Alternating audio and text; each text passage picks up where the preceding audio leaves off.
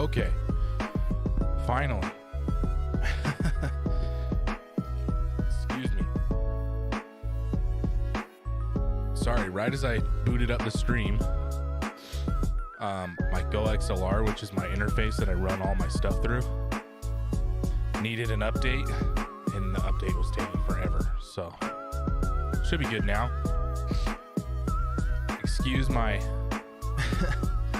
my voice. I sound super congested today, but like I said, I'm not feeling super well. But let's tackle this assignment for today. What's up, everybody that's in the chat? Good to see you. Tyson, what's up, man? Thanks, appreciate it. It was a fun podcast to do.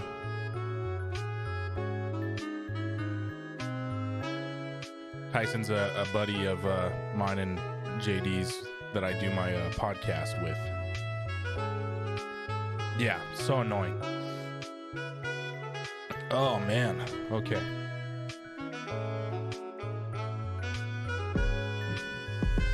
I'm going to try and power through this the best that I can, everybody. Let's turn some music down here. So today we're going to be in Photoshop, right? If we take a look at what the assignment is for this week. I was watching the Ubisoft presentation earlier. Hello. Good to see you. Let's go to CIS really quick.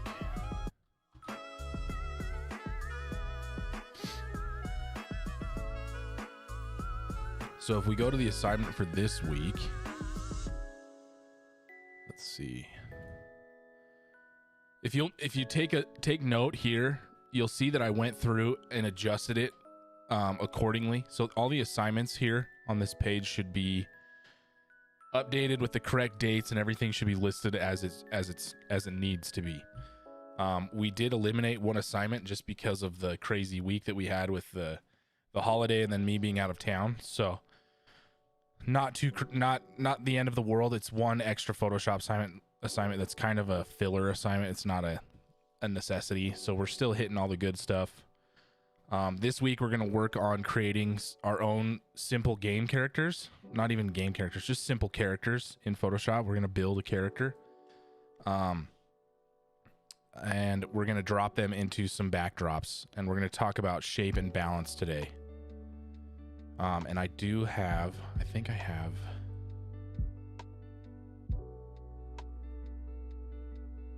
something for that. If I don't, then we'll just go through the notes for today.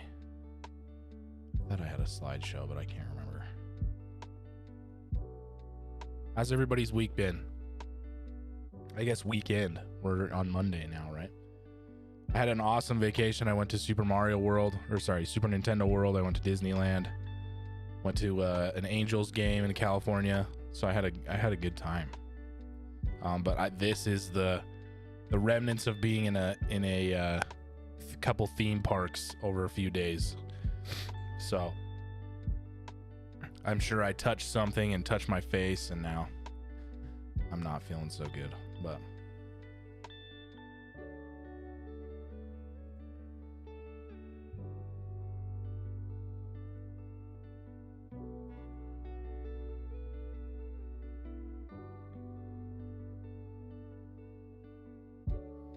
I guess I don't have one, which is okay. We can just talk through some notes. I have one for next week.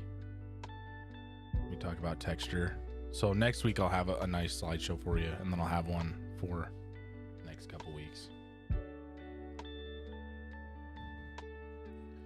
Yeah, I think it's going around right now. My kids weren't feeling so good yesterday because we got home yesterday.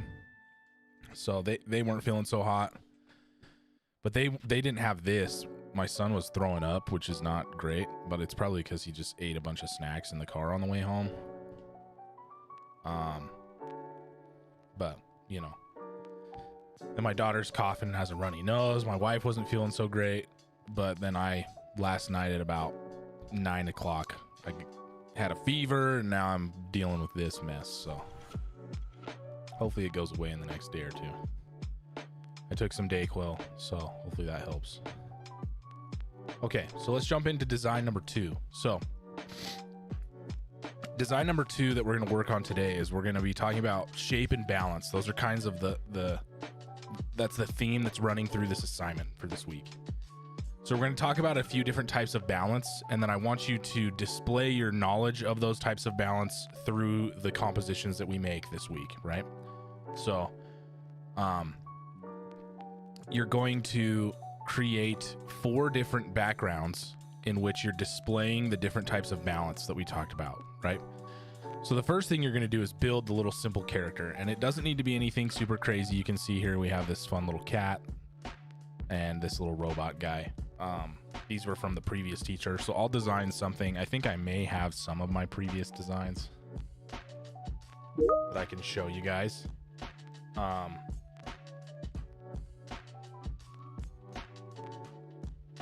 Let's see here.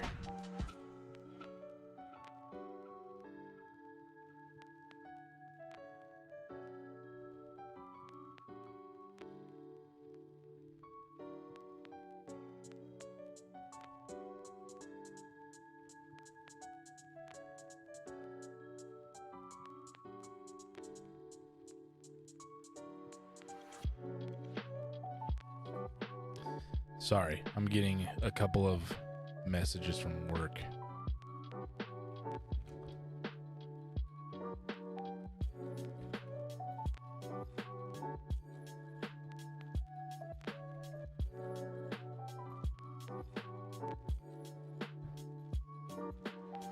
Okay. So we're going to create these simple characters today, right? I was going to see if I have some examples to show you. I might. Let's see.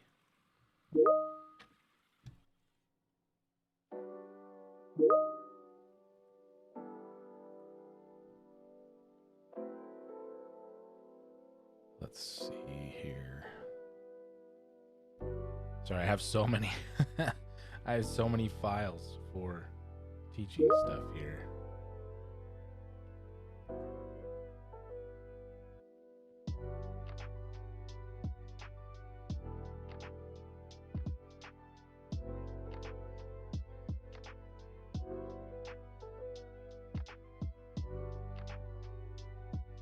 Here's one that we did.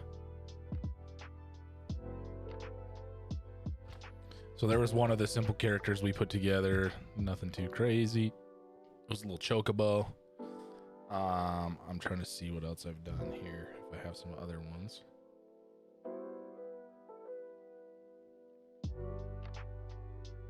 Oh yeah, we have this one that we did. This one wasn't too crazy, just a little robot. So, like I said, we'll put together a simple character together. I'll step you through kind of my process and maybe take some reference images and see what we want to do. And then once we get that figured out, then we'll jump through the different types of backgrounds. I do want them in color. So, but simple color, nothing too insane, right? Simple color and simple shading, and we'll be feeling good, right? So we'll probably end up doing some cool things like this maybe, but we'll talk about that and talk through some of these. Let's jump into the notes for today. I do want to make sure I keep up the chat here with everybody.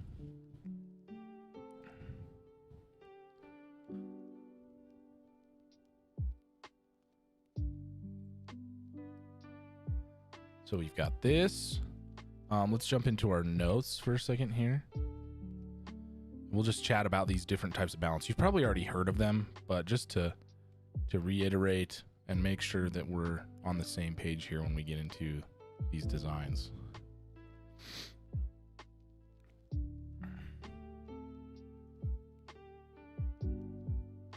Yeah, perfect. So we'll talk about a couple of things here. I'm going to move my face out of the way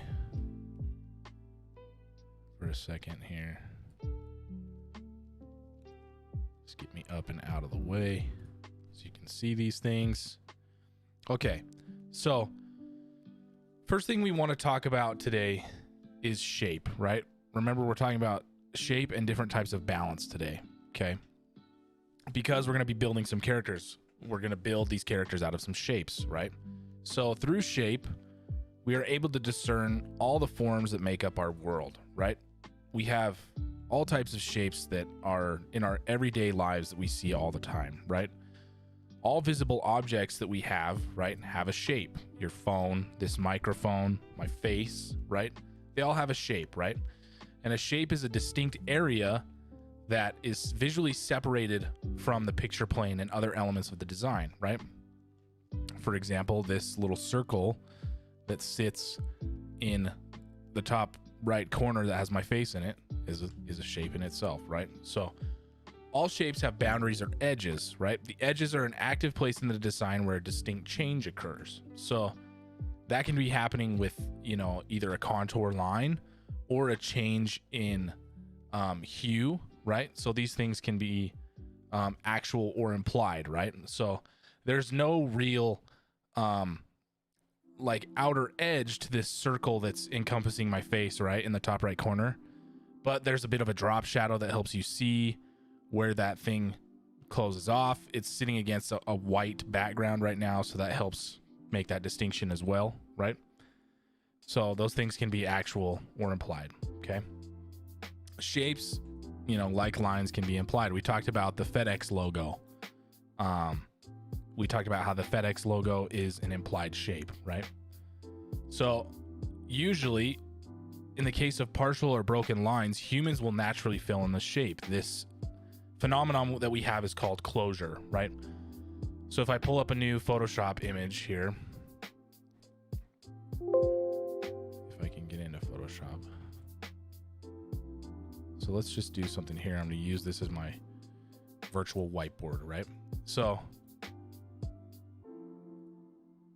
once Photoshop decides to think itself over for a second.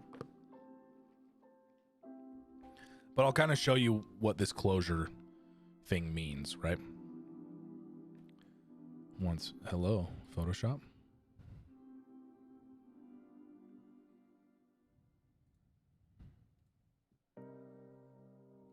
Okay, there we go. So in here, right, if we have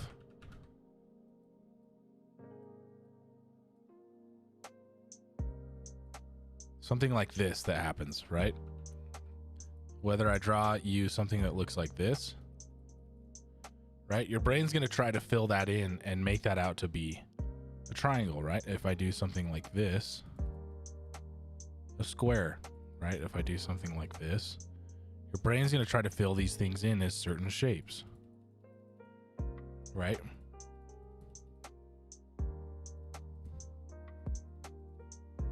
Because your brain wants to make sense of the things that it's seeing, right?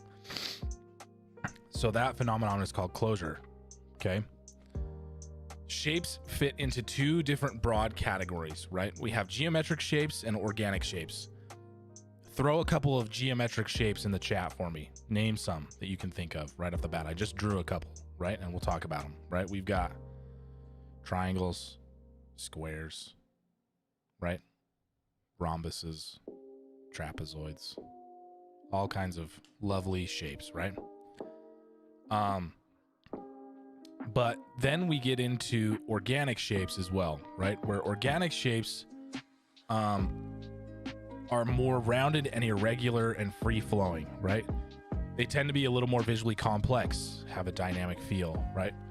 If you take, for example, Vivian from Paper Mario, this is a little bit sus. I don't know.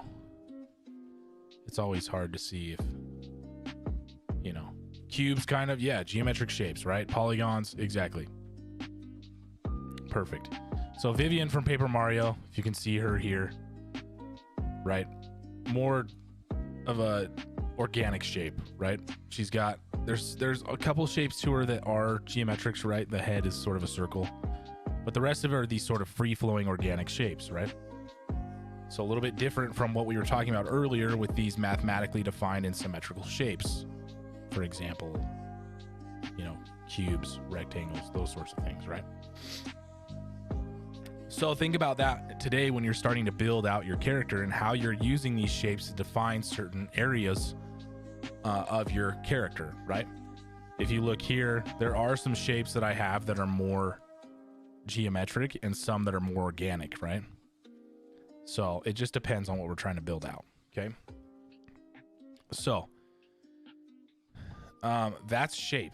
There's a lot more that goes into shape, but those are the main things. The biggest things I want you to think about are geometric and organic shapes, right? Those types of things are what's going to play into your design today of your character and some of the backgrounds, right? But I'm more concerned about the actual design of your character. The background is to show me that you understand the next topic here that we're going to get into, which is balance, right? So when we talk about a balanced piece feels more stable and aesthetically pleasing, right? No area of the composition is going to draw your attention so much that you can't see other areas, right? So if you go back to the assignment page here and we go to shape and balance, we'll pull this off for a second. Let's open up our things here so we can talk about this. So just to go through some of these could use a little bit more work, but that's okay. So we look at a balanced piece like this, right? It's more aesthetically pleasing, right? There's no area of this composition that's really going to draw your eyes more than something else here. This is very balanced, right? Balancing a composition involves arranging both positive elements and negative space, right? Positive elements and negative space, same thing here, right? In such a way, right, that no one area of design overpowers other areas, right? A lack of balance creates tension and a sense of chaos. Sometimes you want that, okay? But you kind of have to understand what you're doing there. Like, there are certain pieces and certain artists that use that tension and chaos to push a certain emotion onto the audience, right? So balance can be roughly understood through visual weight as a function of gravity, like horizontal lines, right? So the impact of a visual element is based on its visual weight and visual direction. So visual weight is a measure of how much anything on the page attracts the eye of the viewer, right? If our composition looks something like this, where I have this, and then right in the center, let's say I have a big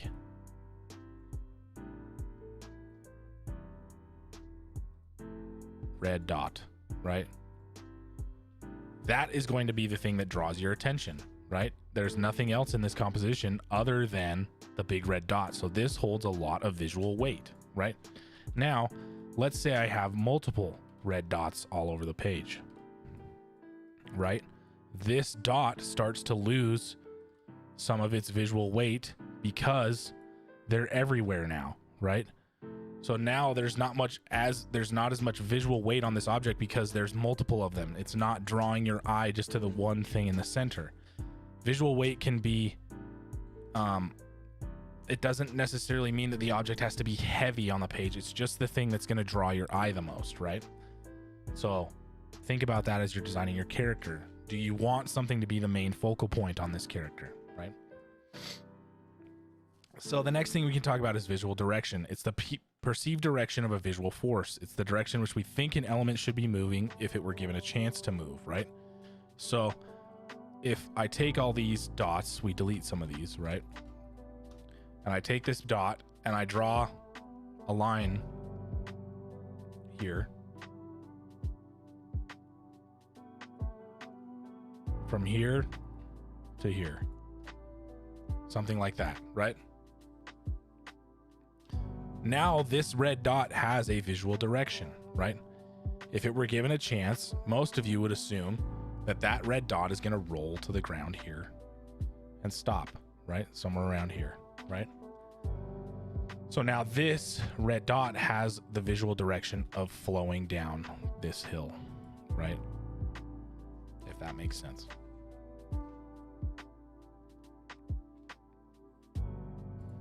Okay. So jumping back into balance, that's visual weight and visual direction. Those things will apply somewhat to your character design and when you're designing these backgrounds, right? But ultimately, we want balance to feel comfortable. Unbalanced feels uncomfortable. Generally, balanced pieces will always be more preferable, right? unless you're specifically looking to generate that tension, which you can. There are pieces that do that, right? There are definitely quite a few paintings and artists out there that use that unbalance to create that tension and push that onto the audience, right? So when we're talking about balance, we're going to break this up into a couple different categories here, right? So we have symmetrical balance, asymmetrical balance, radial balance, and mosaic balance. And these are the 4 types of balance that you're going to represent in your drawings today. So symmetrical balance is one that you can think about pretty easily. Equal weight on equal sides of the composition, right? If you're to draw a line directly across the composition here, there would be an equal visual weight on both sides of that axis, right? So symmetrical balance creates a feeling of formality, sometimes called formal balance. It can also be static and dull if it's not carefully constructed, right? This is very interesting and visually interesting, right? Because of the distortion that's happening in the water, right? This is still a symmetrically balanced piece, but there's a little bit of visual, like visual distortion that's happening to the water, which is creating a not so static feel to this object, right?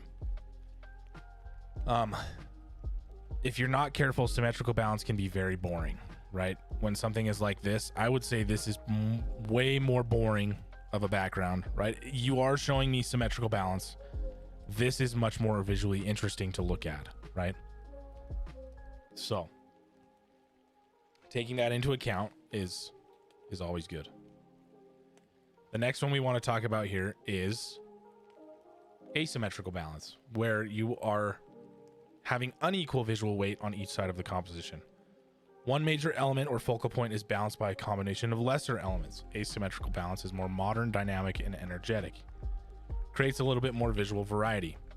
So something like this, right? This is asymmetrical balance, because if we were to draw a line anywhere on this axis, anywhere on either axis here, there's not equal visual weight on either side.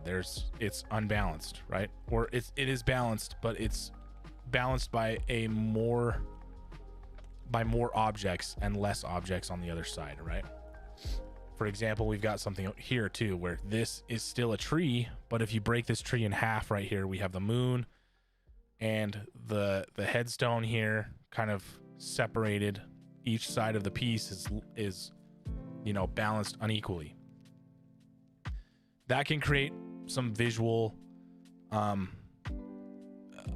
a nice visual aesthetic as well, right? The same thing can happen with your characters. So something to think about is that these same properties can apply to the character you're designing as well, right? You could have a character that has one big, arm cannon, and the other side is a small, skeleton arm or something, right? Like, to balance your characters out asymmetrically can create some a nice aesthetic, right? Sometimes the symmetrical Superman in the red cape can be a little bit static, right? A little boring. Okay. So then we have radial balance, which is where everything operates around the center, right? And it's balanced from the center out, right? So if we look here, we put our reference point in the center. We have this gear that's kind of pushed around, and it's all balanced around the center of the object here. Same thing happens here with this sort of light object that's coming out from the center, all balanced radially here, if that makes sense. These concentric circles that kind of radiate out from the center. Okay. And then we have mosaic balance, and this one is kind of the most tricky, I think, of the 4, right? This can also be called crystallographic balance. It results from a balanced chaos, no distinct focal points or hierarchy, right? So, for example, here we have these things where there's these robots kind of placed with no rhyme or reason, right? They're not in a grid, they're not in a line anywhere. They're just kind of placed everywhere. Same thing here where we have these shapes that are placed with no rhyme or reason, but because there's similarities in the shapes and colors, it starts to feel balanced because of the unbalanced nature of it, right? So there's balance in the chaos is what's happening here. So this one can be a little bit tricky. If you need some help with this, just shoot me a message on Discord. Just say, hey, does this feel like mosaic balance to you? And I'm happy to help, okay? That's probably the most tricky background that you have to do to kind of represent. I feel like radial, asymmetric, and symmetric are pretty straightforward. Okay. So, when we talk about types of balance, we also need to talk about types of symmetry, okay? So reflection symmetry or bilateral symmetry is a reflection about a single axis. If the reflection is perfect, the symmetry is said to be pure. Otherwise, it's near symmetry. So reflection symmetry is you have something on one side of the axis, it's perfectly reflected on the other, right? So I'll show you.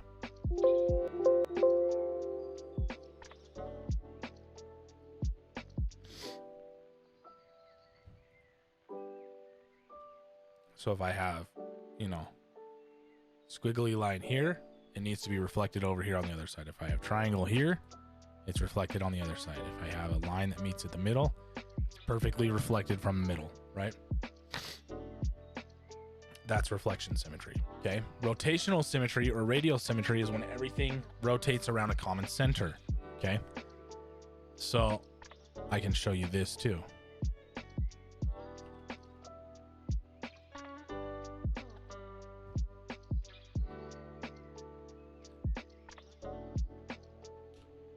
So now if I draw something here, right, it all reflects and rotates about the center.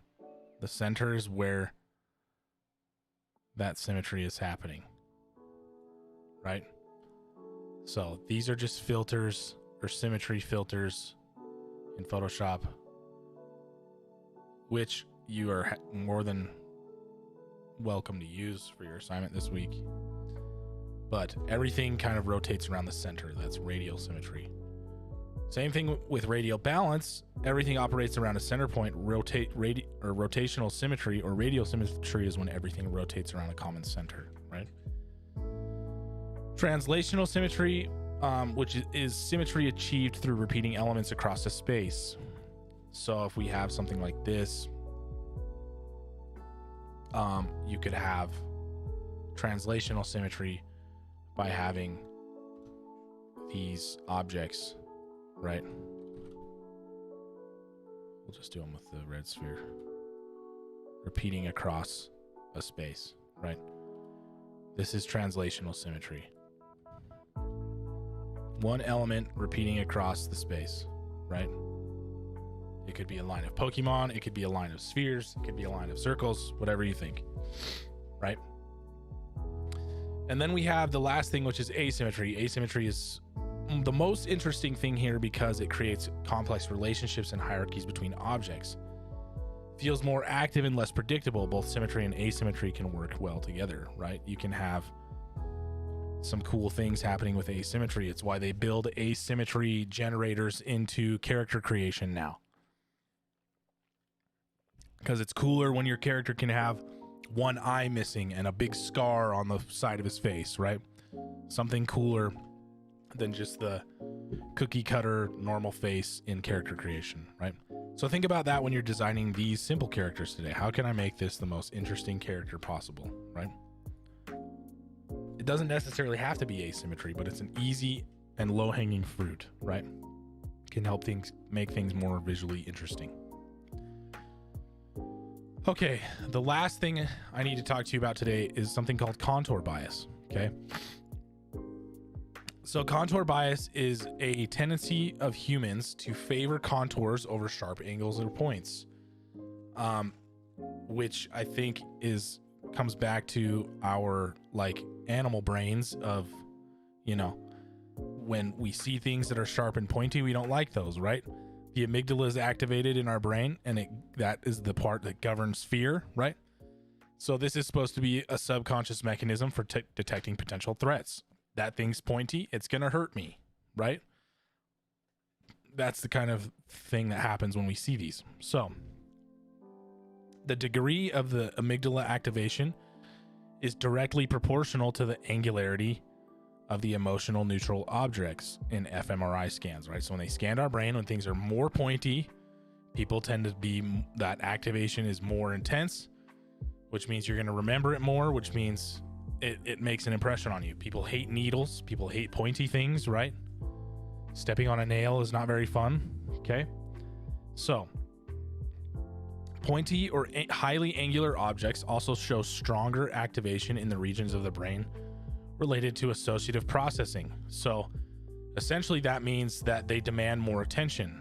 Therefore, they end up being more memorable. Your brain remembers those things when it sees them because it doesn't want to experience pain or anguish that was associated with that object before, right? So it remembers that thing and goes, hey, you should take note of this. So the next thing to think about is that contoured and smooth lines, things that are very soft, smooth, right, give a more favorable first impression, right? Because it's soft, it's smooth. We like this thing. It's not going to hurt us. We like this, right?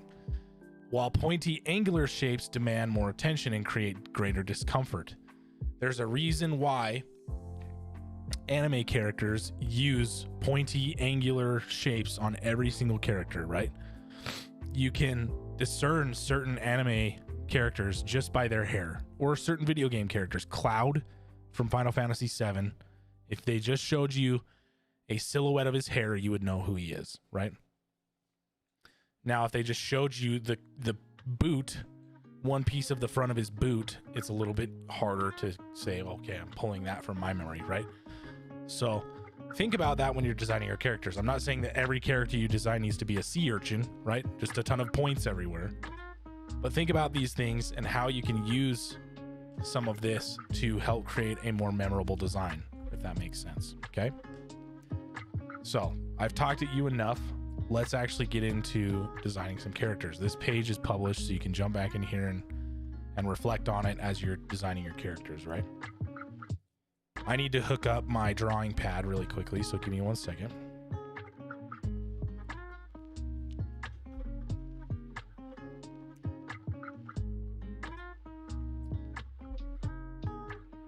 Okay.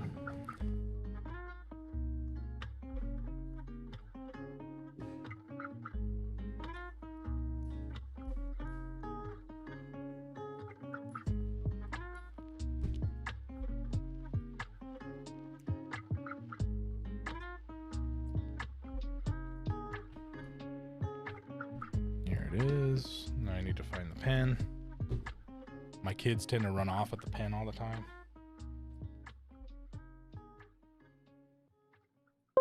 So hopefully they didn't do that.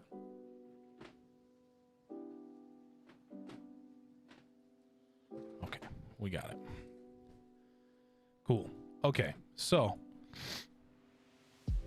remember, for the assignment, you're going to create a simple character, right? Create your own simple 2D game character. Doesn't need to be necessarily a game character, but just a simple 2D character, right? And then from there, you are going to drop in 4 different compositions, right?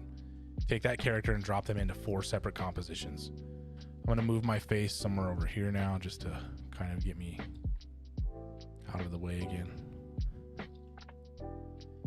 So I'm just going to start from the basics here and walk you through designing a character, right? I'm not totally sure what I want to draw today. I might sit here and play with a few shapes and then see where I end up. I'm kind of feeling doing like maybe a skeleton character or something, maybe a monster or something. I don't know. We'll see. So I might sit here and play with some shapes for a minute until I find something I like. I'm also going to draw with my standard kind of blue brush here. That's my inking thick and thin brush because I like this. Yep. Okay. So I might just play with some shapes until I find something I like.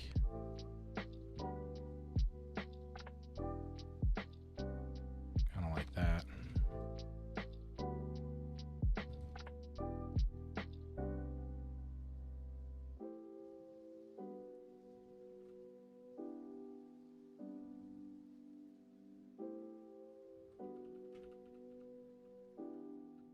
The other thing I can do too is draw in symmetry, right? We can use these symmetry blocks to help us create something too.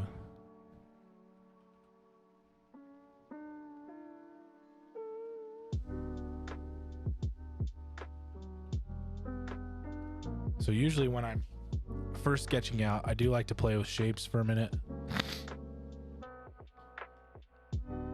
Try to figure out some sort of overall shape.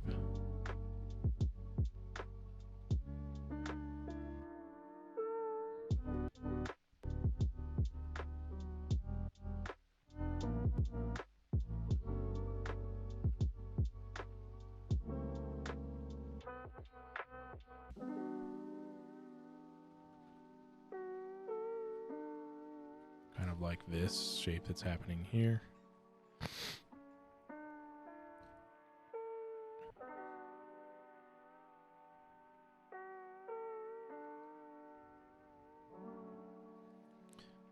So I usually tend to just play around for a minute, something like this, until I find something I like.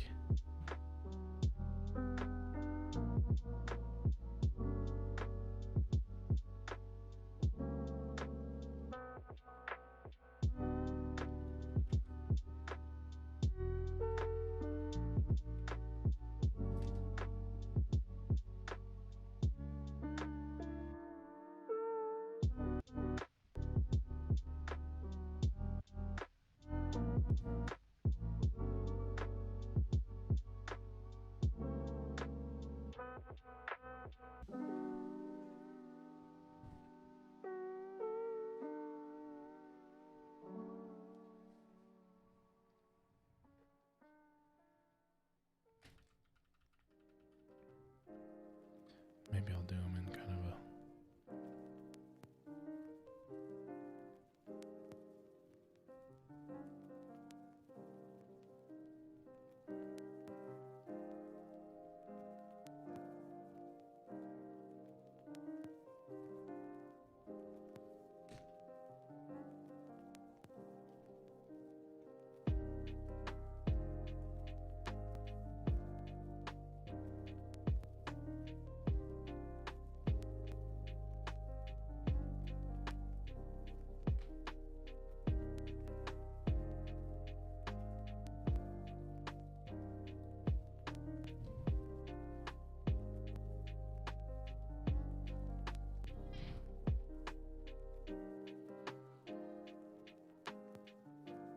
do something like this. Maybe we'll go...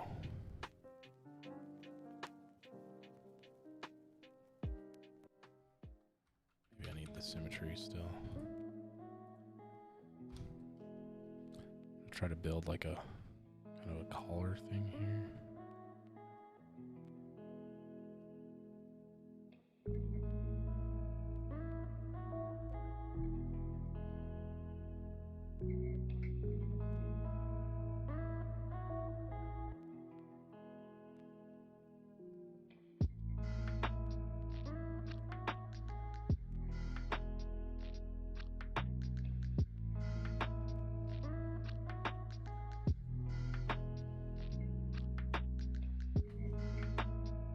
I can shrink him down.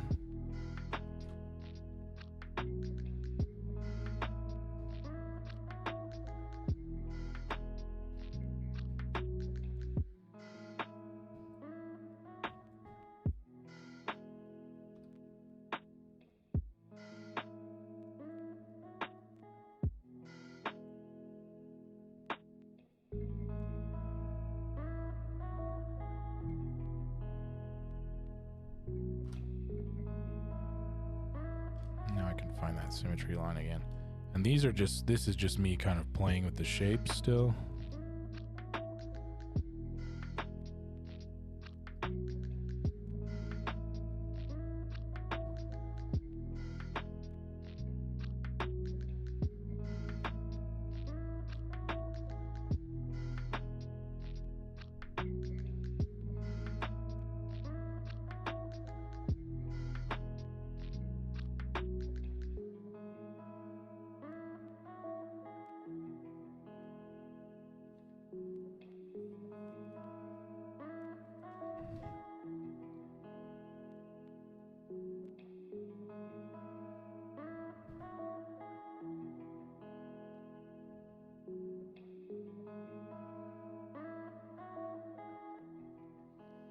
still being pretty loose with the sketching here.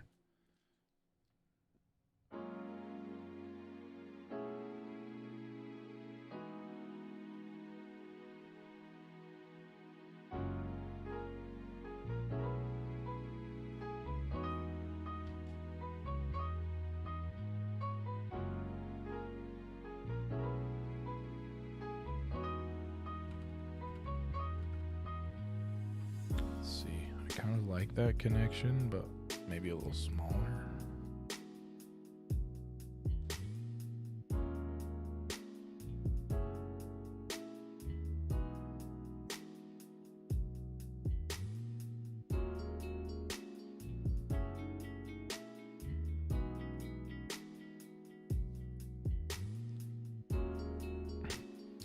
Okay. I kind of like this idea of this big shoulder pad on this side. So I'm going to try to develop this a little bit more.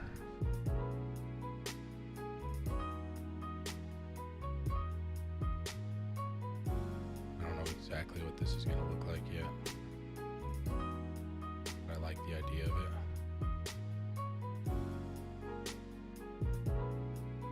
So we're going to play with this a little bit. Maybe it'll have like a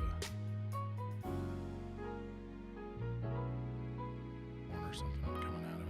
I don't know.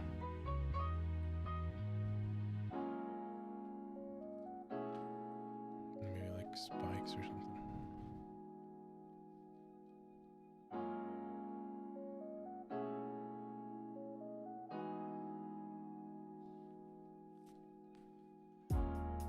This I'm still not totally sure how I want to hook up.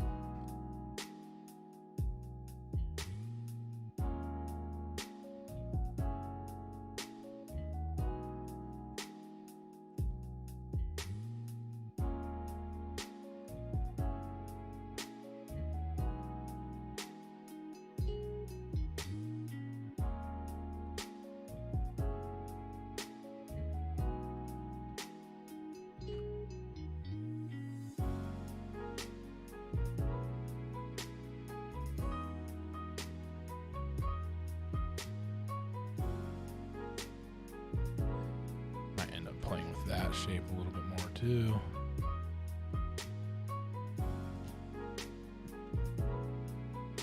Let's see.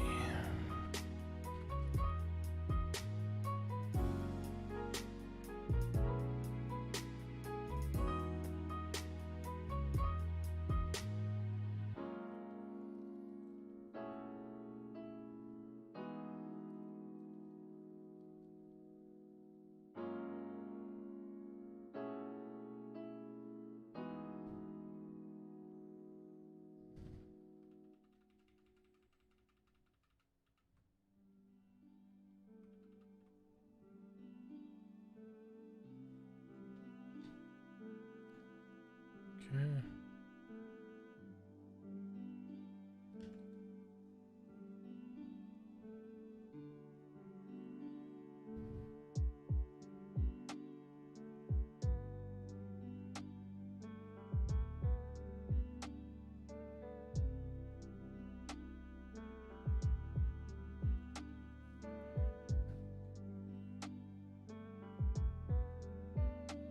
All right, I'm going to turn this down now.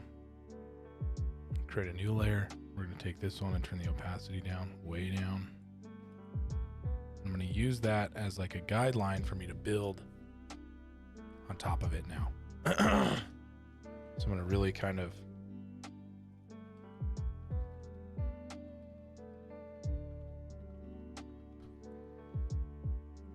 so I'll call this my second pass. I may end up doing one more final pass. Like this one is going to be me evolving this a little bit more. Like how does this actually work here?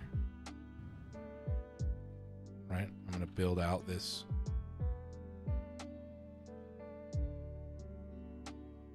kind of chest plate.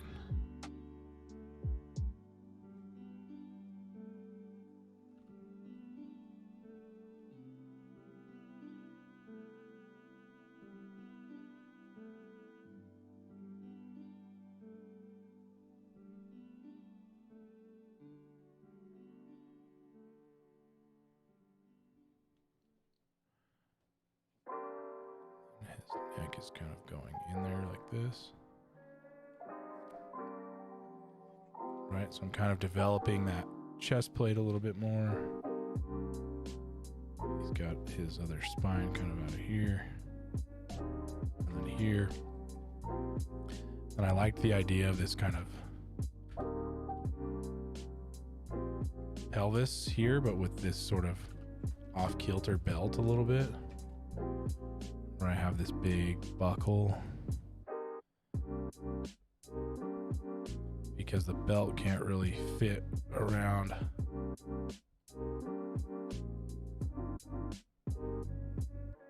him.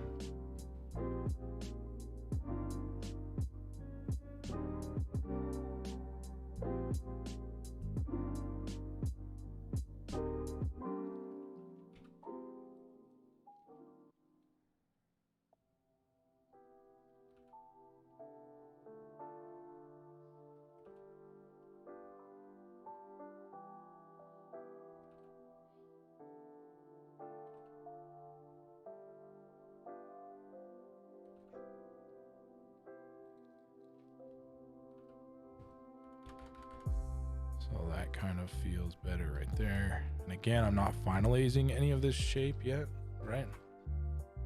But I have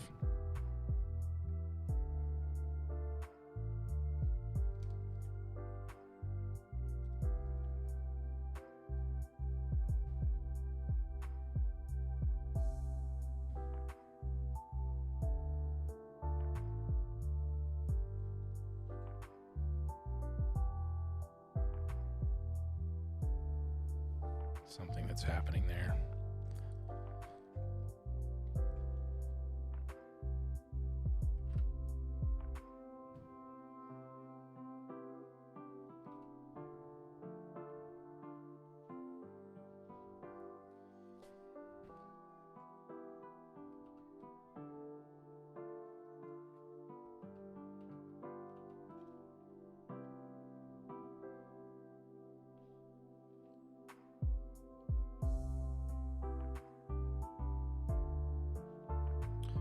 Okay.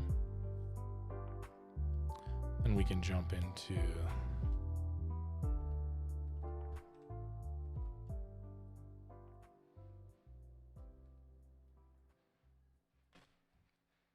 I kind of like how these are looking.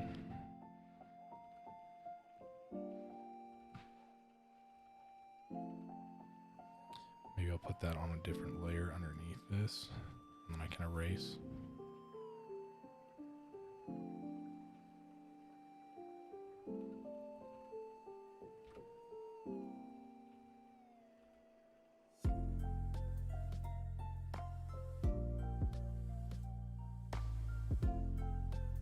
See, now I can erase this stuff.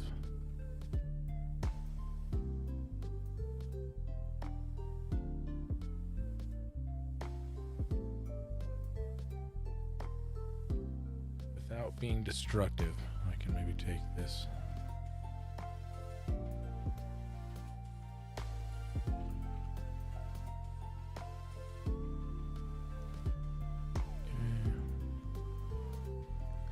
Like I said, we might do one more pass here, but I'm getting, I'm just kind of finalizing shapes of things.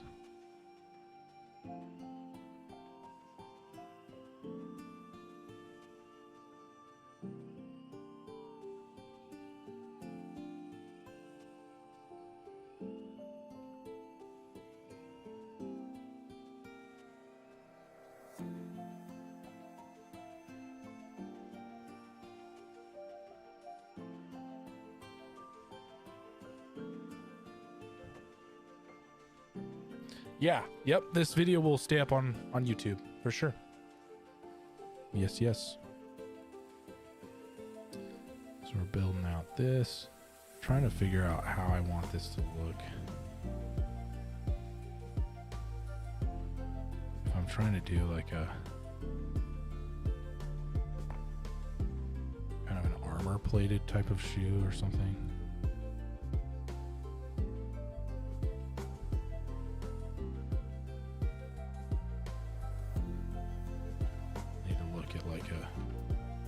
this is where I jump into some reference of like armored boots.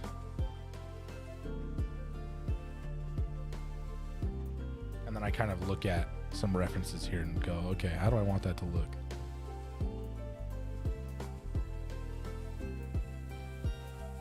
So I kind of like the look of this. I kind of like what's happening here.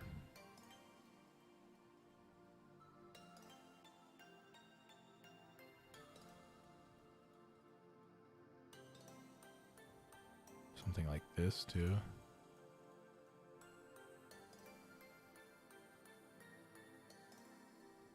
Like you could look up like a Sabaton.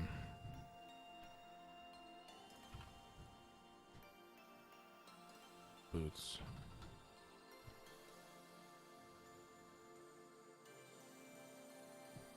Okay. Okay. All right, kind of.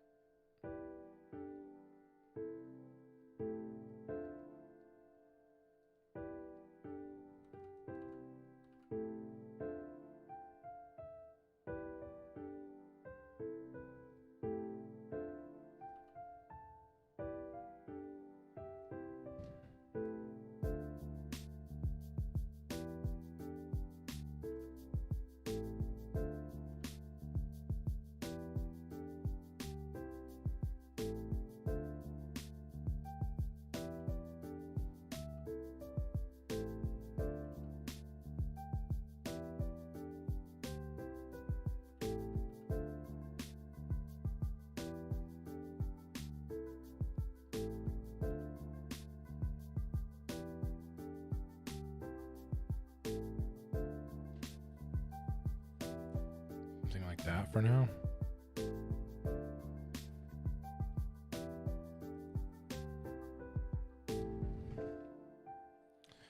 I don't hate it.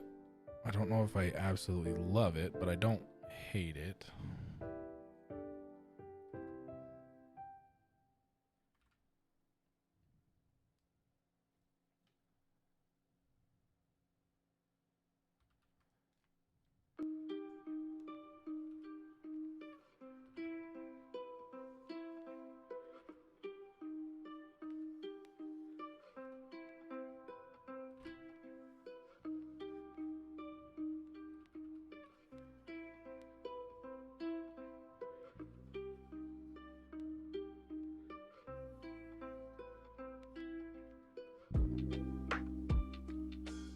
It's kind of simple, which I do like.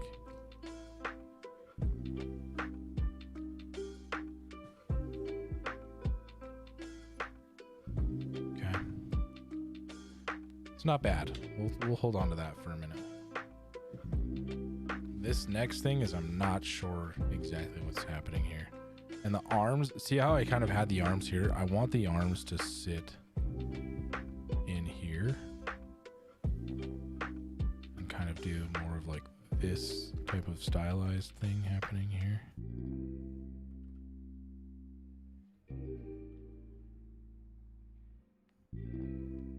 So I may end up taking, like I want the bone to kind of do this thing.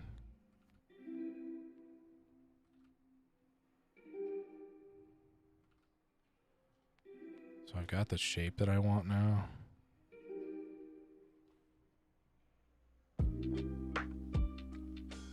Which is good, but now I need to maybe adjust the positioning of this one. So then what I want to do is put the shoulder pad on another layer. So I'm gonna call this shoulder pad.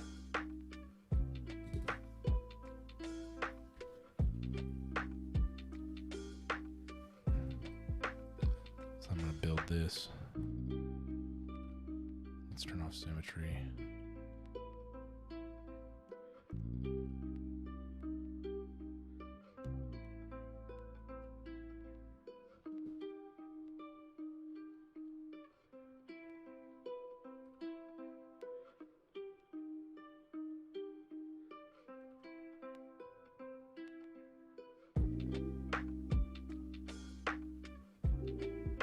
Just trying to think of how I want that to, like, I like this shape that's happening here.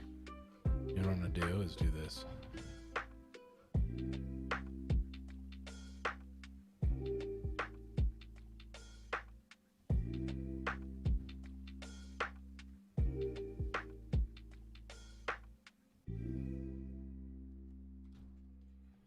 And I can kind of design this shoulder pad.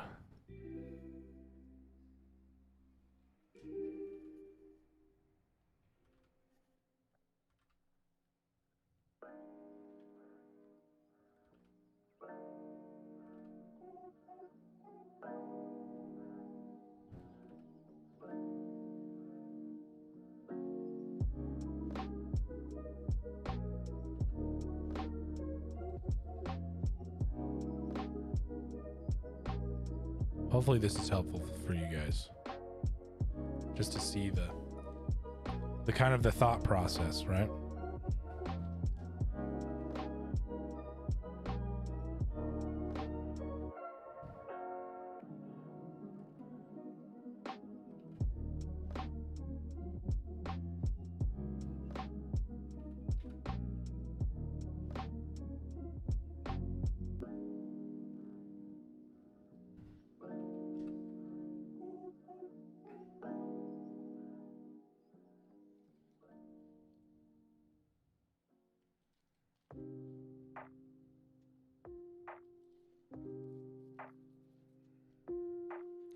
Okay.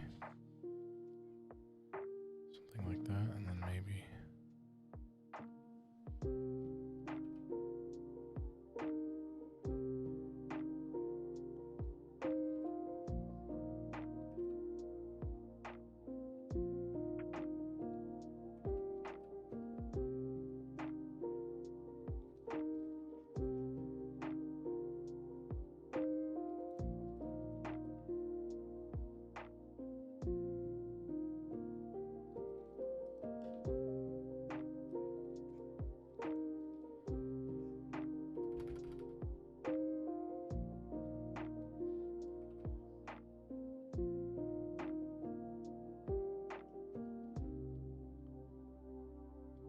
Okay, you can clean that up later.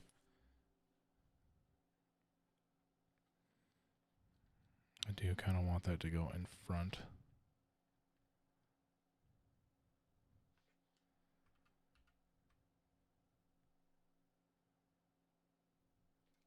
There a little bit.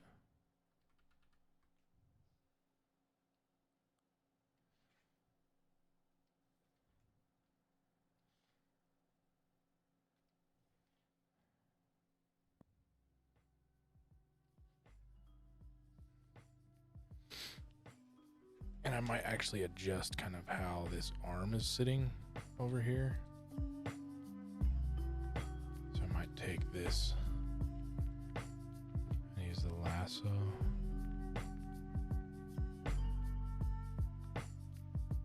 Because I do like that bone.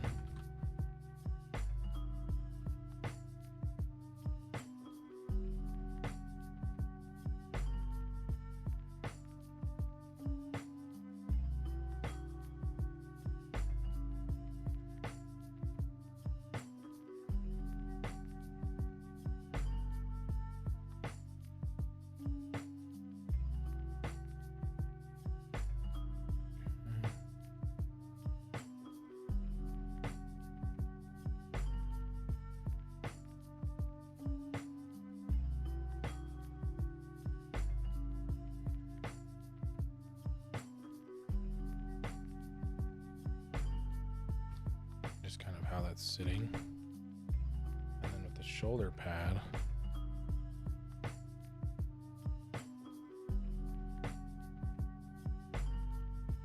you can adjust it to fit.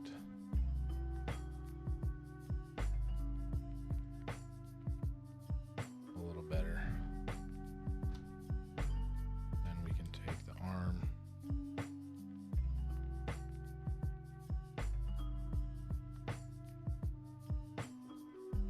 Perfect. So see how that that changed a little bit from the original. That means part of that's going to go. Which means this needs to be corrected a little bit.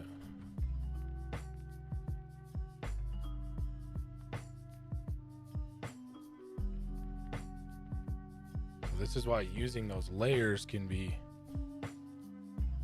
super helpful, right?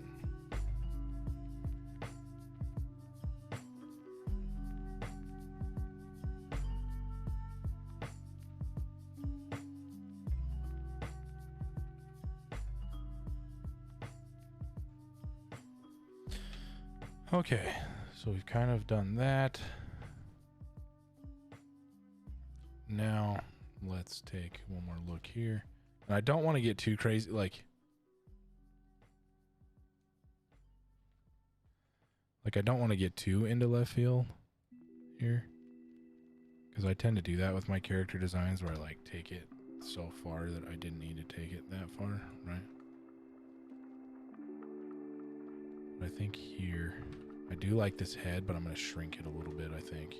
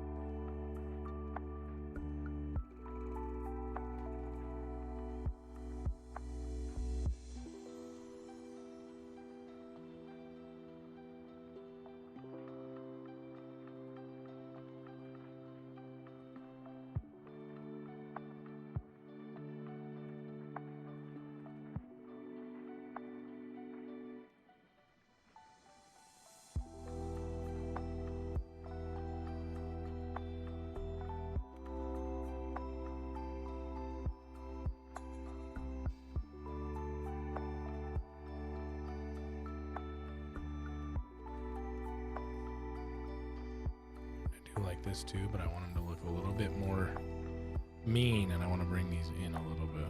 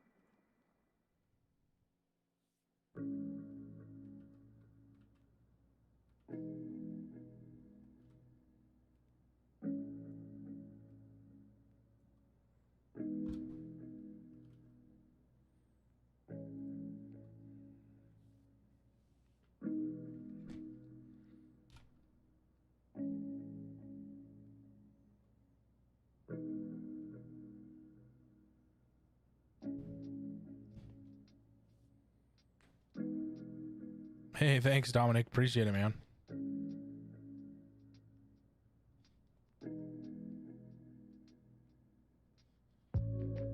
Okay, I'm gonna do something here.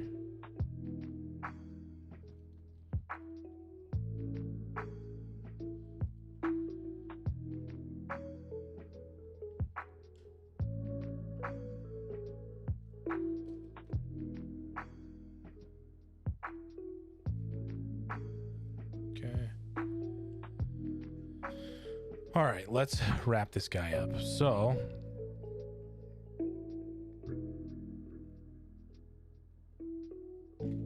this arm is going to do something like this. What I'm actually going to do here is take this bone.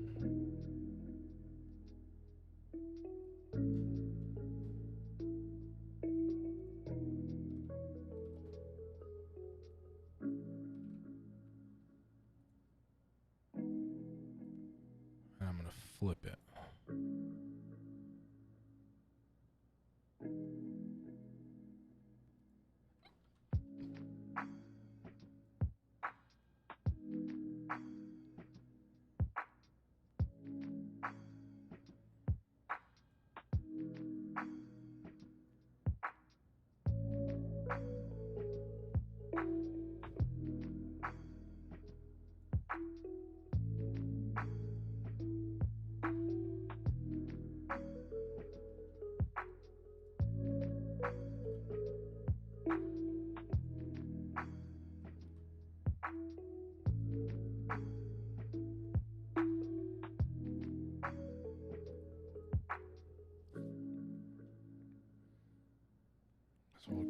that for a minute. This one I'm gonna do.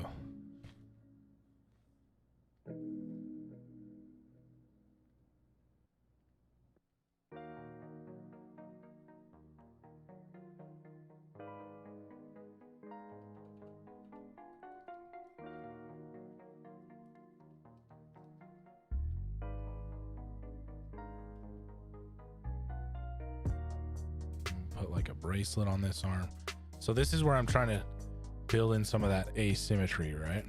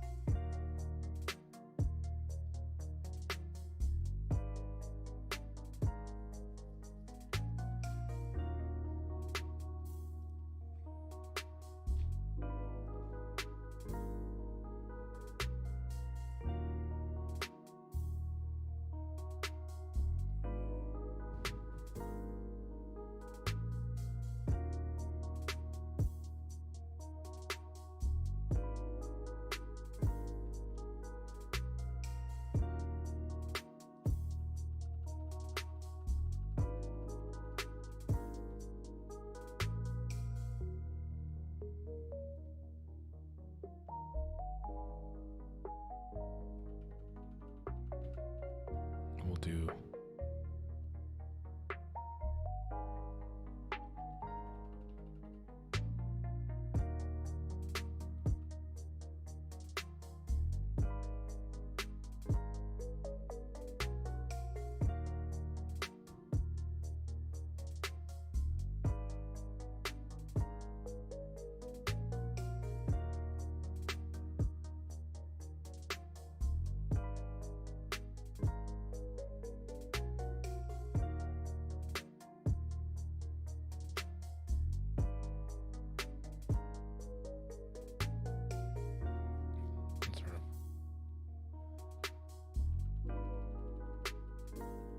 I like the idea of that, but it's not working right. We'll come back to that arm.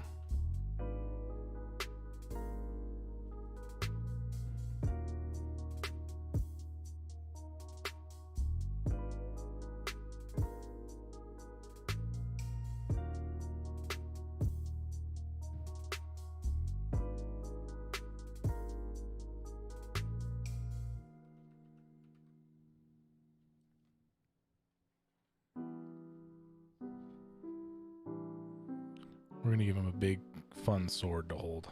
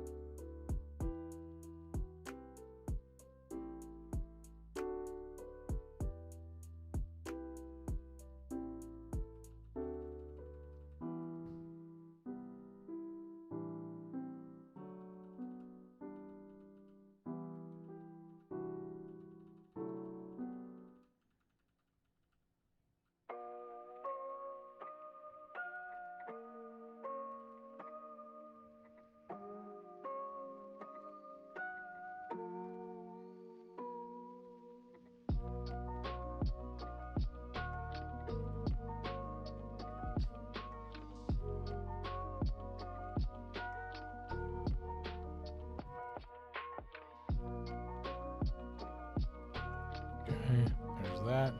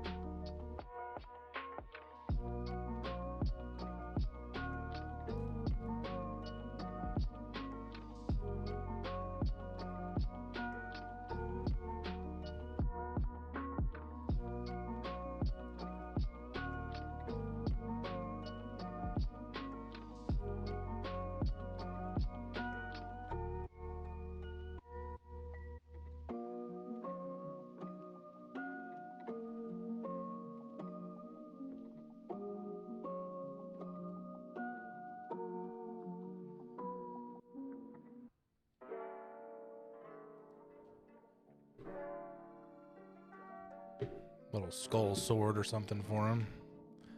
Kind of cool. Okay. And I need to get him to hold it, so.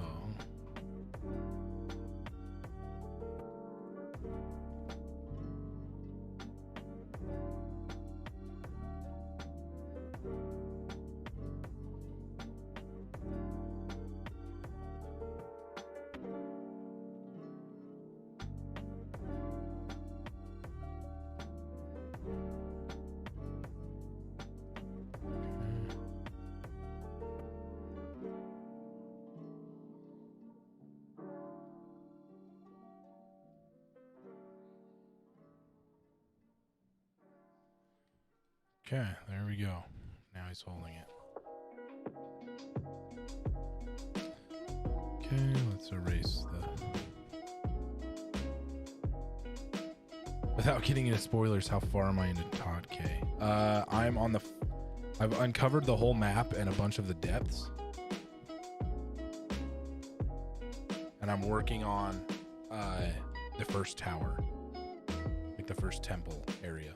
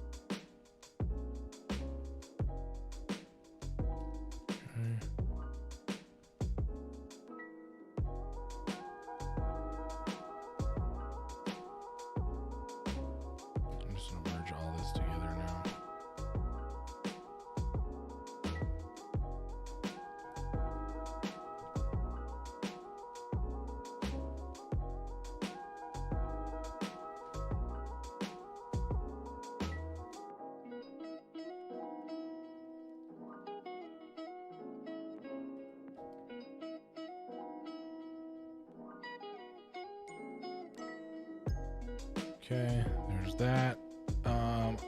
Last thing is the other arm.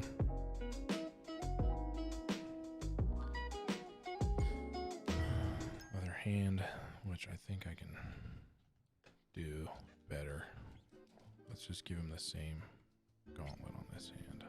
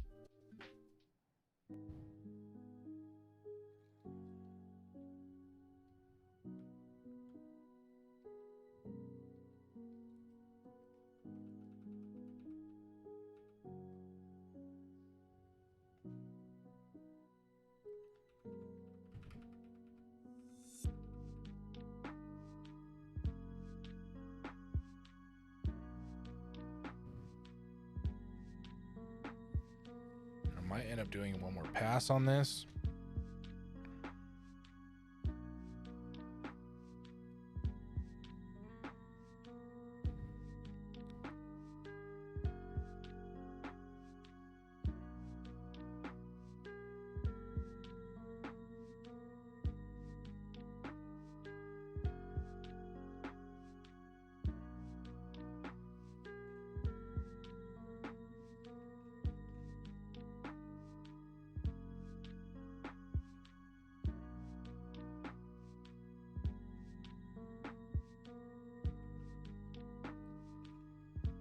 Can't get that to look right.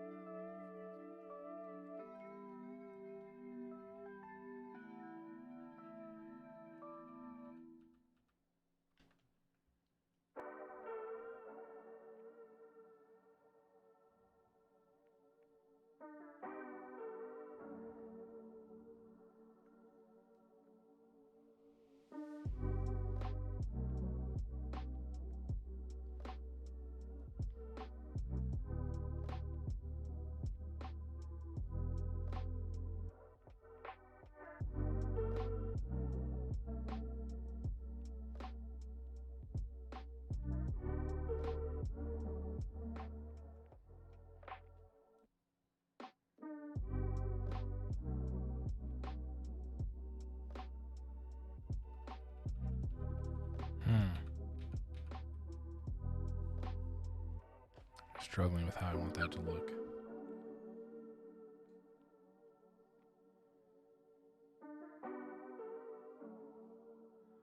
I'm fine with his hands being a little bigger, but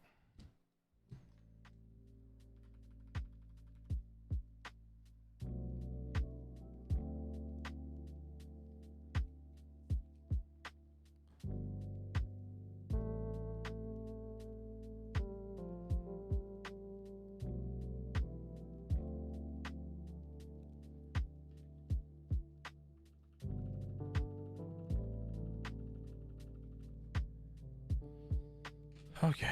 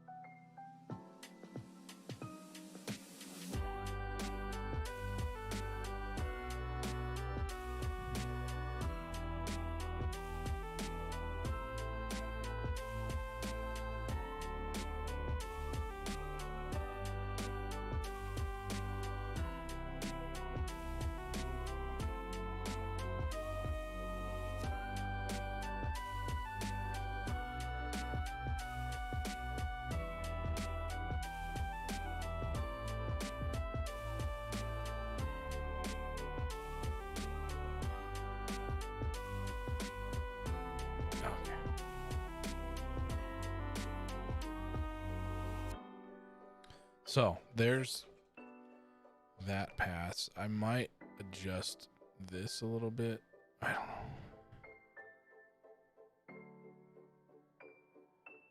Actually think it's fine. I might make it a little bigger for both of them.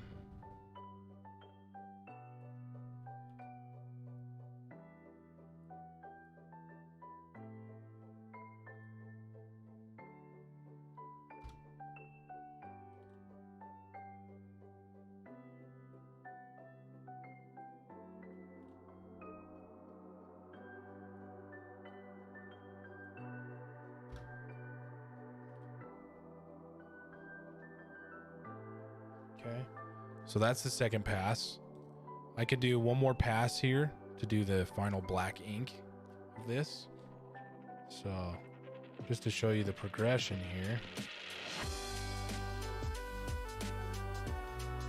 All right, there's the first pass, second pass, and we'll drop the third pass.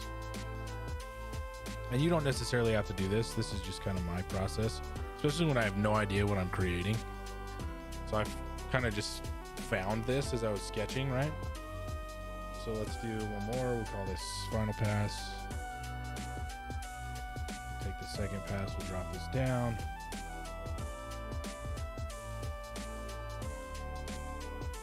And then on the final pass, we'll just go into the black and clean them all up.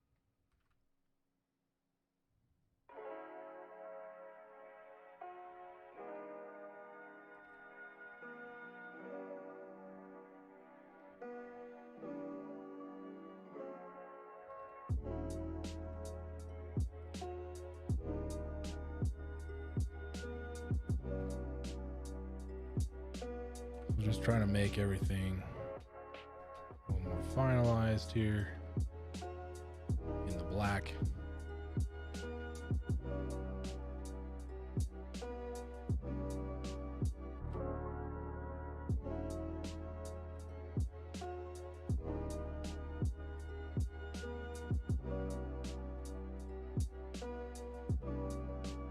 Sometimes in this final pass, you still find things that you want to adjust to, and that's okay.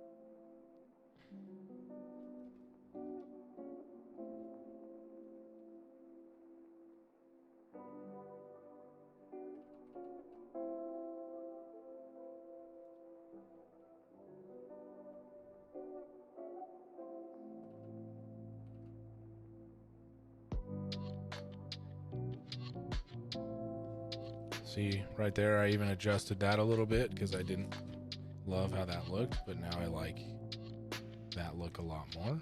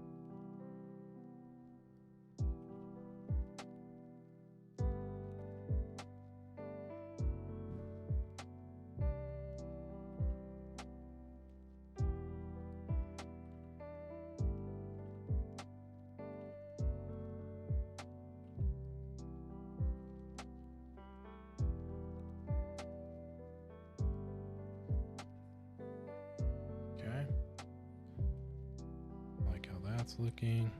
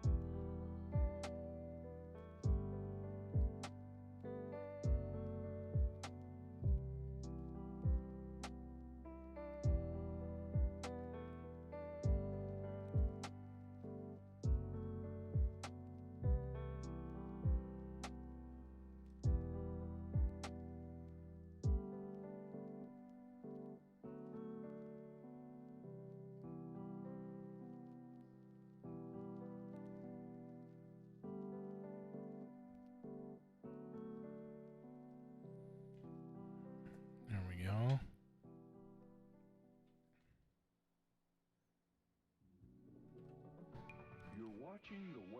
I do love the final pass here just because it gives you that opportunity to make those final adjustments to things that you may not have realized before. It just gives you the opportunity to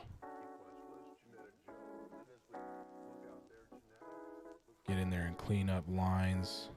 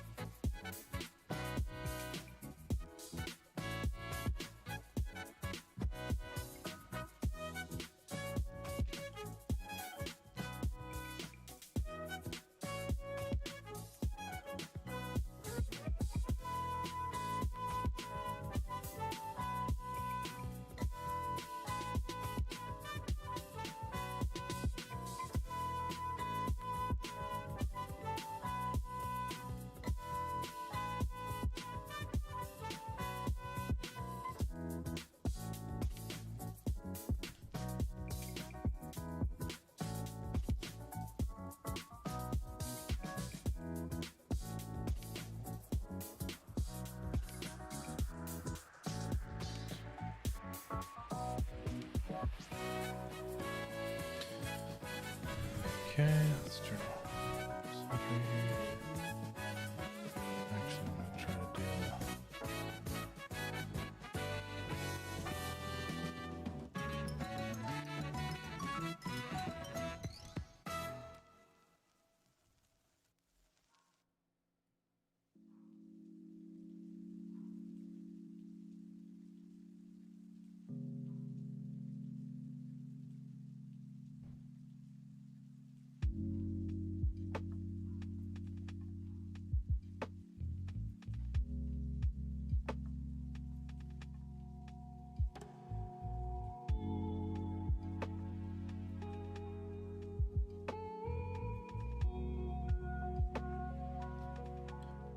Find that symmetry line.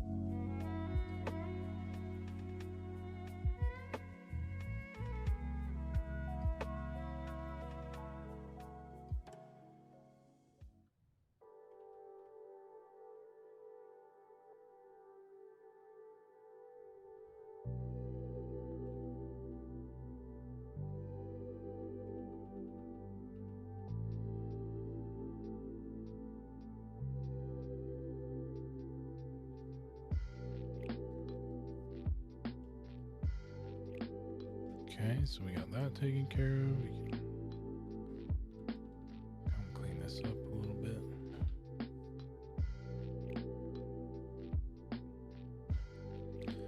I'm actually liking how this has turned out, so.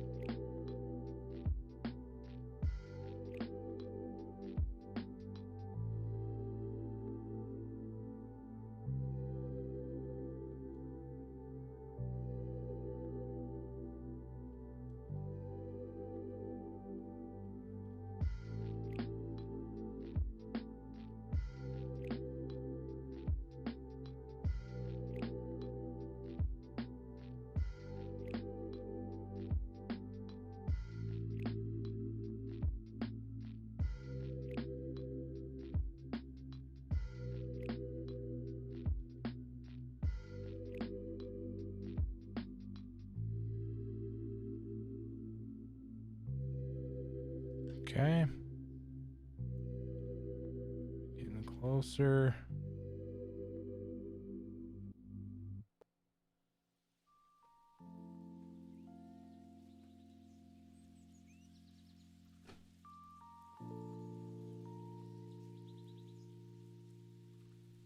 I do want to try to use the symmetry in here.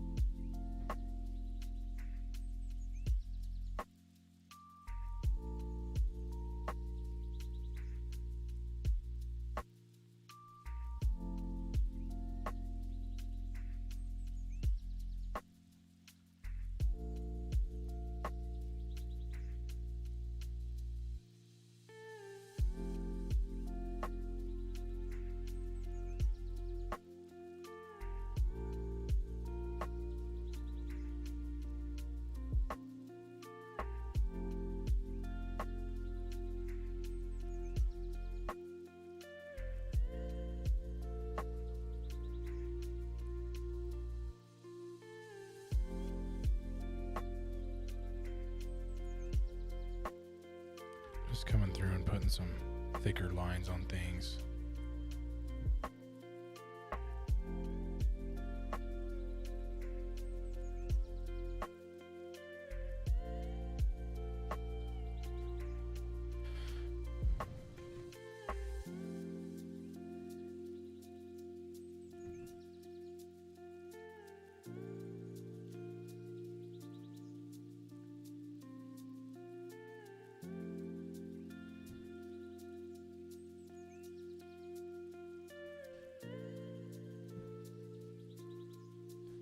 Try to add a little more line variation here.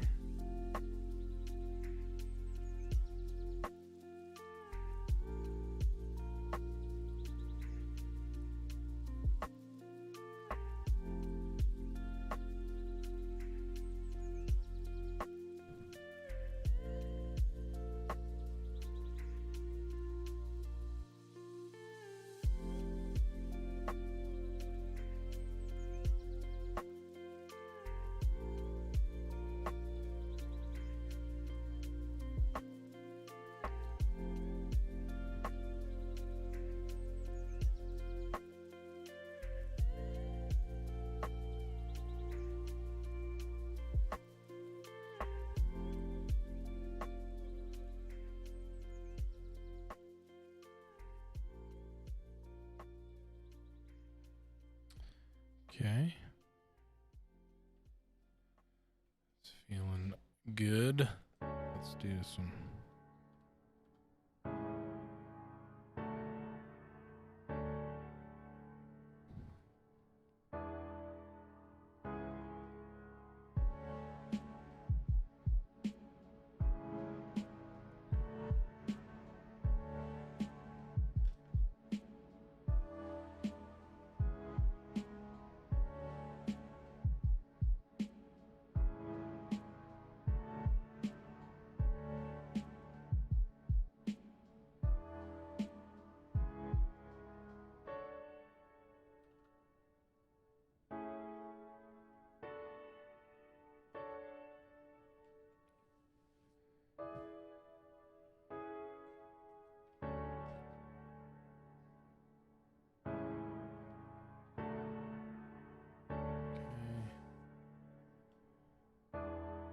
Let's get the symmetry on the sword here.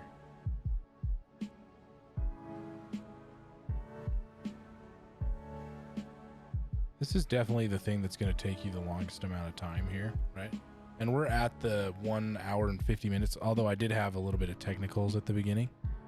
But we're at the 1 hour, 50-minute mark. So, like, this really is going to be the thing that takes you the longest. And then putting them in the scenes, like, you can do some cool stuff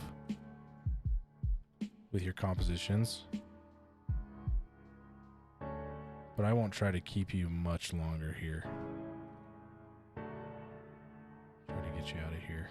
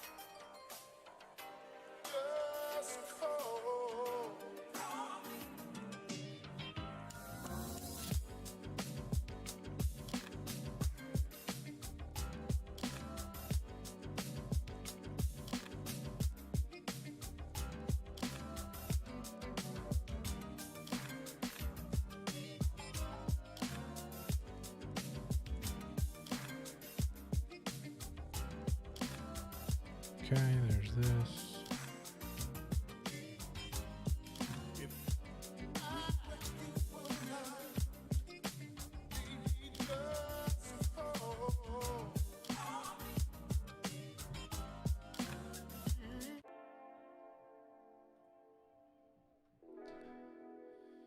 Okay, last thing here is his other gauntlet, which we can do really fast. Let's just get in here. Knock this out real quick.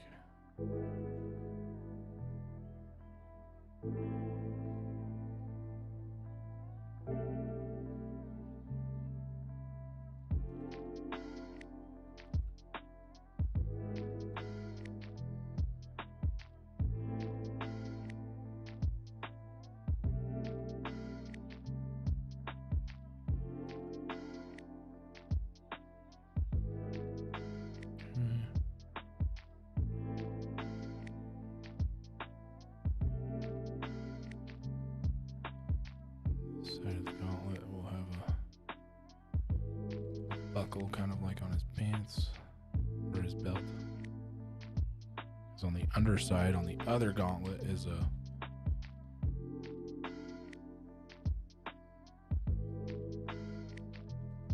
buckle piece.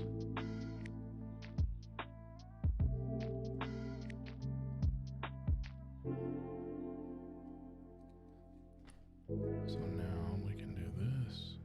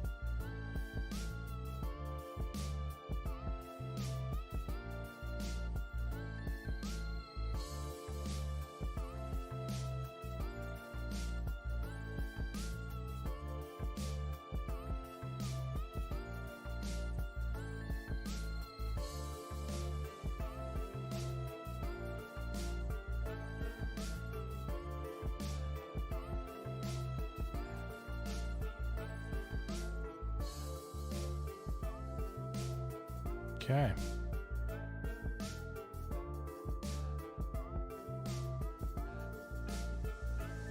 This guy is done. I need to do color. So I could go through that real quick.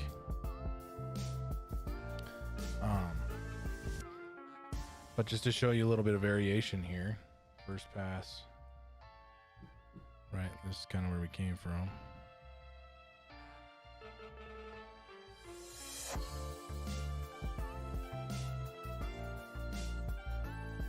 So that's the final pass. Just second pass, final pass, first sketch are all kind of turned on together. You're gonna see where that came from. I don't love this, but I don't want to spend too much time on it. So let's go through and do some color layers really quick here. Because I said I want you guys to color these.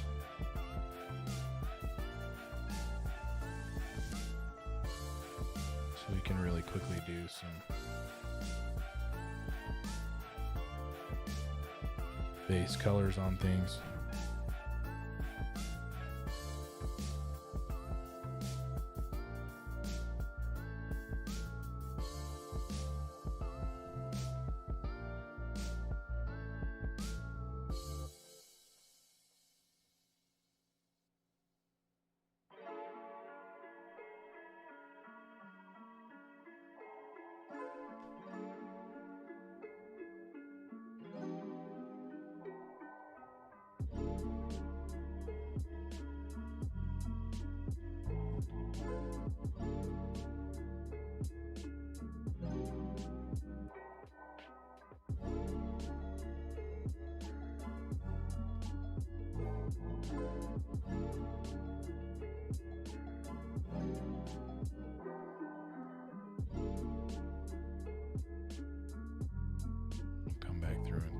this up in a minute.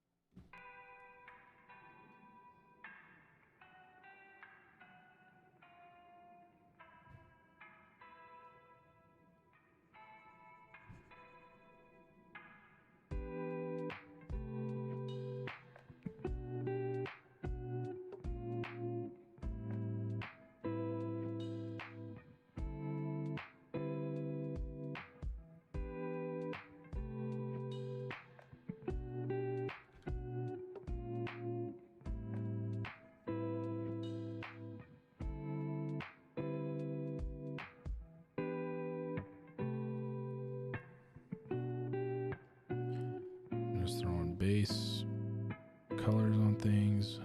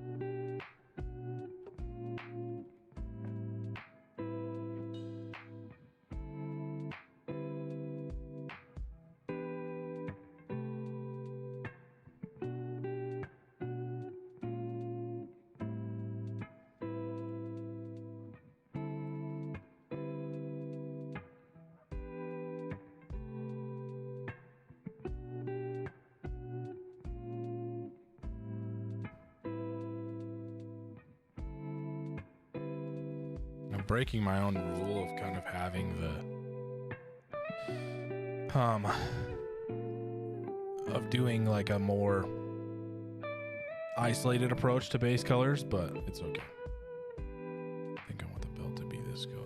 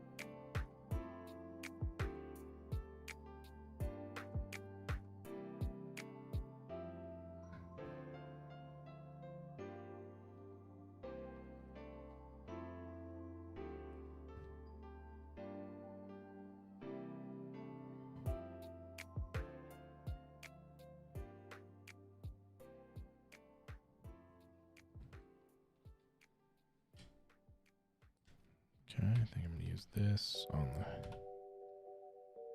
the handle.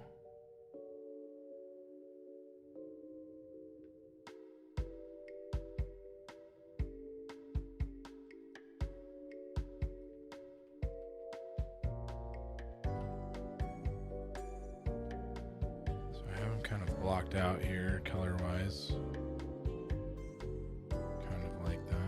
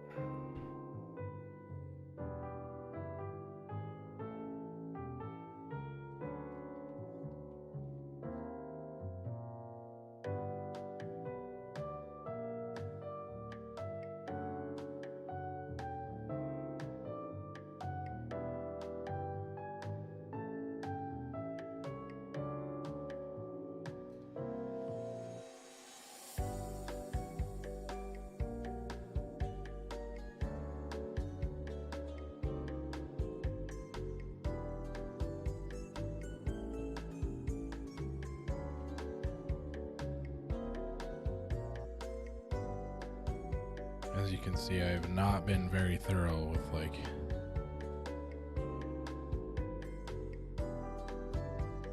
filling in all the gaps here.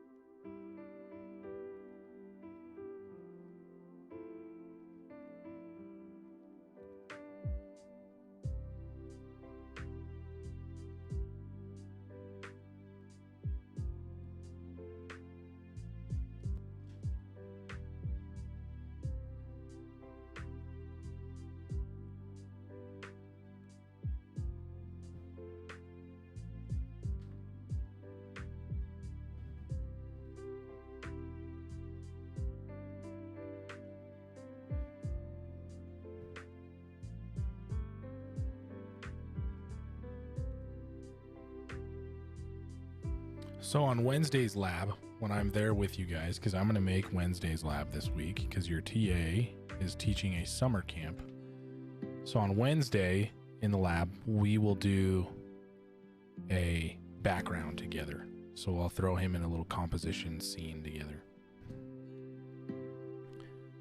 So we've got him finished up for the most part. If we don't finish him here in the next 2 minutes or so, then we will move on. I'll let you guys go for the day. And then, like I said, next time in class, we will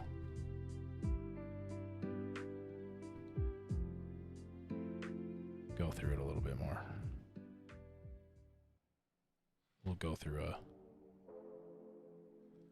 a full-on scene together. Because I do like how he's turned out. Or is turning out, I guess.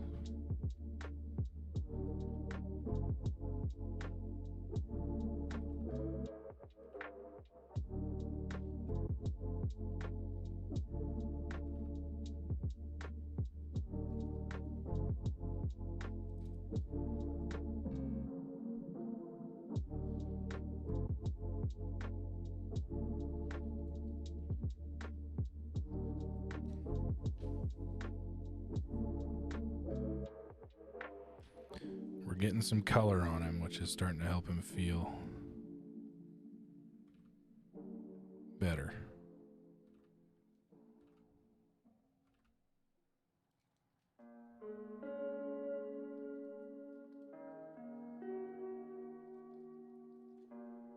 A little bit of color and shading always helps push.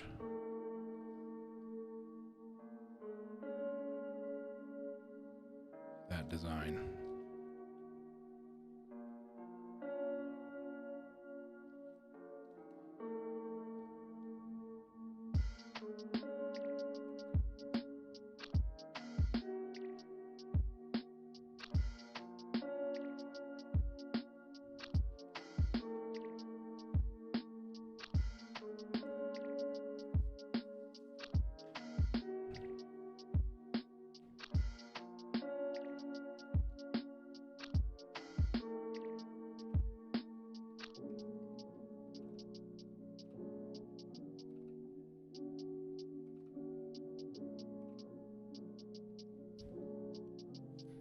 Class next Monday? I believe so. Yeah.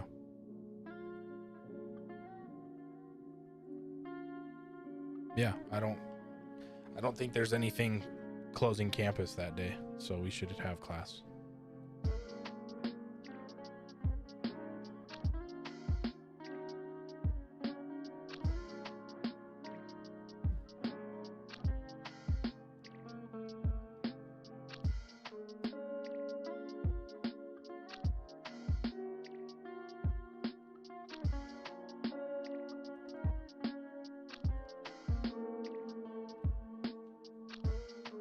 Don't believe anything is closing campus down that day, so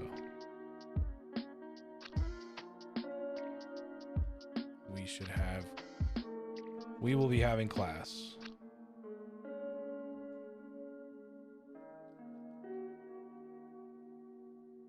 I think it is Juneteenth, but I don't know if they close campus for that.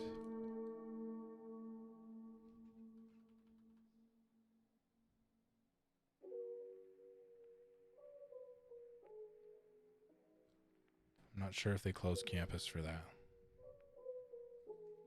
I could be wrong. I'm not sure.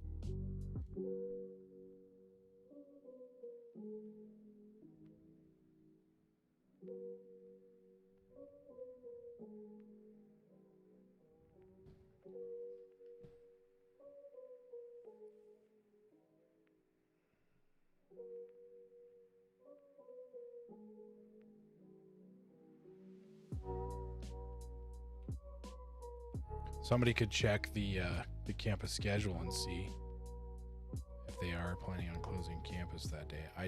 I haven't heard that they were planning on closing campus for anything that day.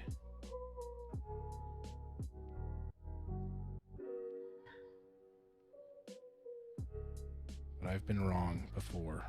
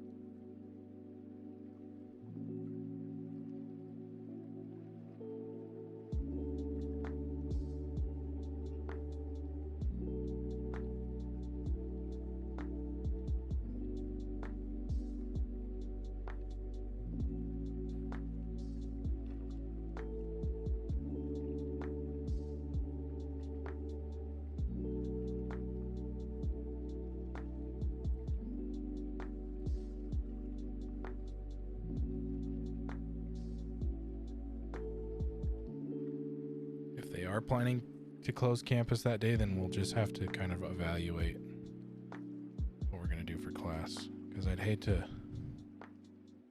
keep missing classes, you know.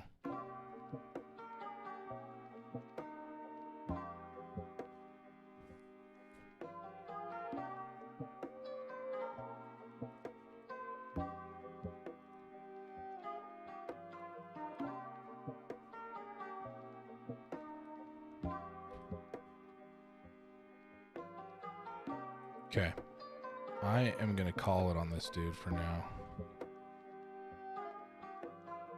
Looks like it does close campus.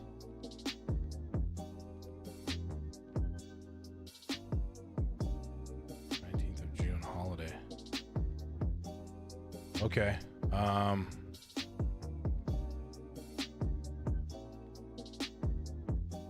Okay. I will take a look at what's going on. We may end up just doing, maybe we could do class on Wednesday, class and lecture on Wednesday instead, so that we're not missing another class. I'll put something out to the Discord. Yeah. What we'll do is we will, I'll put something out to the Discord, and maybe we'll try to hold lecture and lab on Wednesday. Just on campus on Wednesday. And hopefully we can get that schedule or time figured out.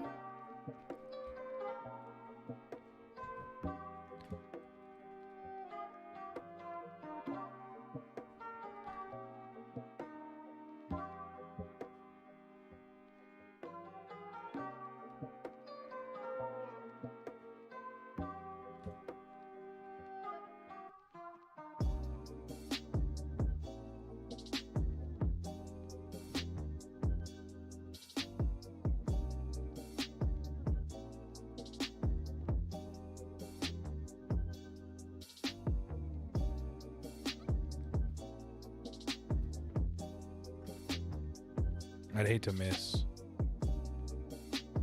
another full lecture day, so if we can make something work, then I'd like to try to do that.